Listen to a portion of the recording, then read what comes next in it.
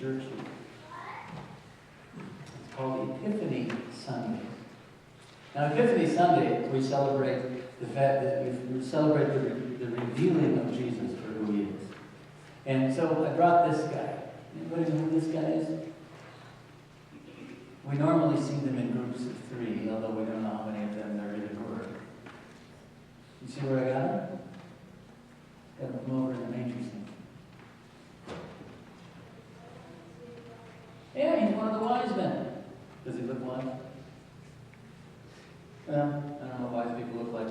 But he's one of the wise men. And you remember what the wise men did? They brought gifts to whom? To Jesus. And how'd they find him? There was a star. And when the star came, it led him to Judea, where Jesus was born. But the first place they stopped was Jerusalem. You know why? It was the capital city. If you're looking for a king, wouldn't you look at the capital city? So they went to the capital city, didn't find him there. So they asked for directions. You know where they found him? Found him in the Bible.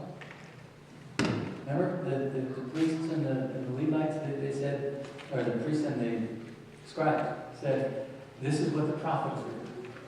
But you, Bethlehem, in the land of Judah, are by no means least among the rulers of Judah. For out of you will come to me one who will be ruler over my people Israel. They found that in the Bible. All kinds of good stuff that people can find in the Bible. You know what the number one reason that people don't find good things in the Bible is? What do you think? They don't read. I mean, a lot of people have one of these, but for many people, this is a book that doesn't get read. You have one in your house? Okay. It's a good thing to read in your house. It's a good habit to get into, to read this thing every day. It's a big book. There's a lot of stuff in there. There's a lot of good stuff in there. Remember who wrote this? God did, yeah. God wrote it. Some of his disciples wrote some of the books. Some of the prophets wrote some of the books. Some of the apostles wrote some of the books, like the Apostle Paul. But he wrote this for us. He wrote this for you. And I'm guessing that nobody here knows everything in it yet.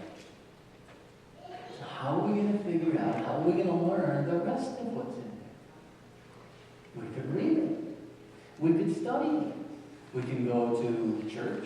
We can go to Bible class. We can go to Footsteps. We can read it at home. We can talk about it at home. We can do that, right? That's interesting. Your boots are on their own feet. You like it that way? It's okay. As long as it works for you. All right. The information we really need is not about his boots. Sorry, I got sidetracked. The information that we really need is in the Bible. Now, these guys were wise, which means they knew a lot about a lot of things. They knew about astronomy. They knew about the sciences that they had there. These are pretty intelligent people. But the information they really needed was in here. So one of the things that you guys have in common with this guy is you're intelligent people. And you know a lot of things.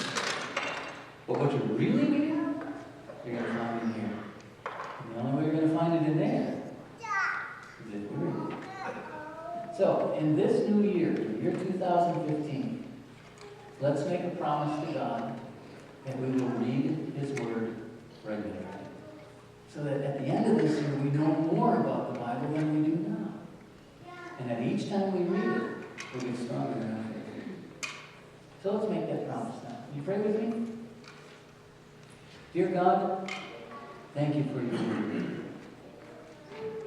Help me to read it, to learn, and to remember that I can learn what you want me to know.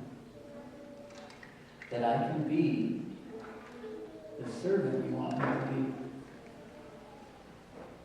So that I can know your promises and your love.